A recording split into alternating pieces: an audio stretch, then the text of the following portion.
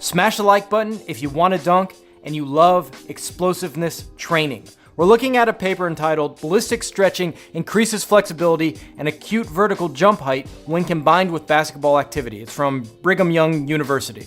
If you don't know about BoingVERT, what we specialize in is making products based on science and research, not just whims and anecdotal evidence. That's what's helped us become the #1 best-selling jump program in the world, bar none. It's not even close.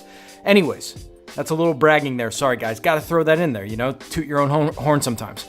So what did they study in this study? First, they had four groups of participants.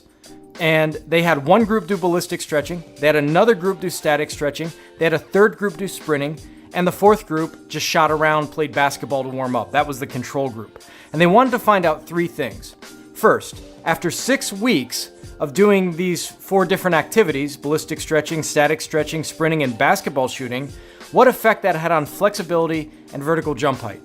Sadly, just stretching alone did not increase vert, and there are a lot of studies that show that. Typically, stretching alone doesn't increase your vertical jump. There are some studies that are a bit ambiguous about that, but even if it does increase, it doesn't increase it that much. However, as you would probably expect, the groups who stretched, and even the sprinters, increased their flexibility, which was good news.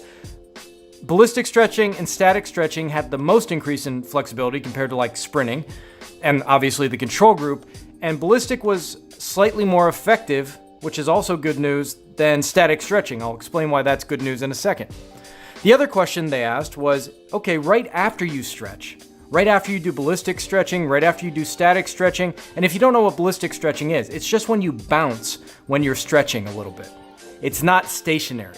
Okay, that's the difference between static. Static stretching, you bend down to touch your toes, you just stay there.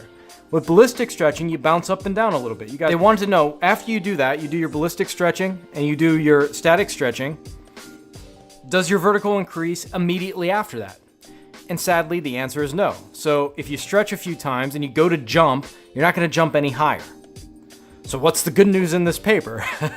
Well, here's the good news, guys.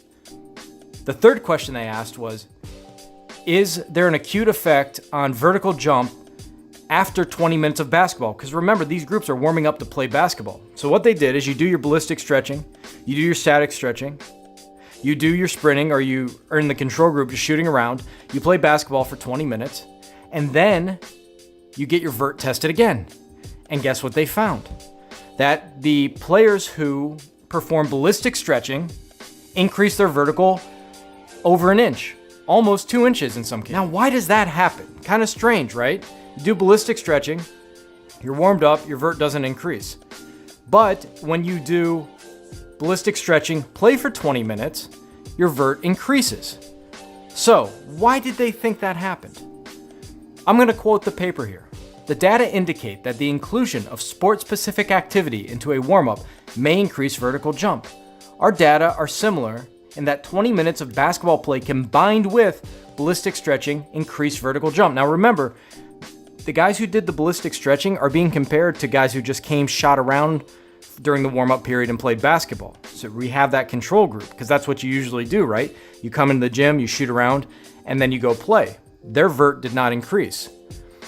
I'm quoting again. It is interesting that ballistic stretching caused an increase in vertical jump following basketball play, while static stretching did not. The dynamic nature of muscle contractions used in most sports, including basketball, seems at odds with the traditionally used static stretch warm-up. A lot of you guys do static stretching before you play, right? Perhaps ballistic stretching provides a more specific warm-up to the muscle, in that most muscular movements associated with basketball are not static stretches of the muscles, but rather dynamic contractions preceded by a ballistic type stretch. So what they're saying is, ballistic stretching mimics what you will actually do when you play. Specificity of stretching to subsequent sport movement is supported by Fletcher and Jones, who report that a warm-up including static stretching decreased acute sprint performance, while a warm-up including active dynamic stretching increased acute sprint performance. They suggest that the rehearsal of specific movement patterns through dynamic active stretching may increase coordination, which allows the muscle to transition more quickly, and therefore with increased power from the eccentric to the concentric phase of contraction. So we have two things going on here, very closely related. Number one, ballistic stretching, coupled with 20 minutes of basketball play, primes the muscles to act, gets the muscles ready to perform explosive activity. Second, it increases coordination because, again, the ballistic motion is more similar to a basketball motion. Therefore, the muscles are primed to make a smoother and therefore more powerful transition into vertical jumping. So, by going to the gym, and for your warm-up, I'll put what the warm-up they did below, the actual ballistic stretches they did below, I'll list them in the description.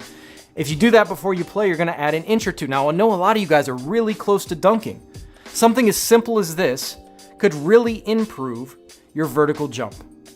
This is BoingVERT. Please smash the like button. We're gonna put out papers more constantly, really trying to figure out what to do with this YouTube channel. We have a big brand, a lot of you guys know us, and we've never really found what to do with it. I hope you support this. And again, smash the like button. If you have any questions, you email BoingVERT. We will help you any way we can. We have a chat service on our website. We have 24-hour chat service. If we don't get to you on chat, I can't man it. Our team can't man it all the time. We will get back to you. Just put in the right email so we can respond. All right, guys. Talk to you soon. Bye-bye.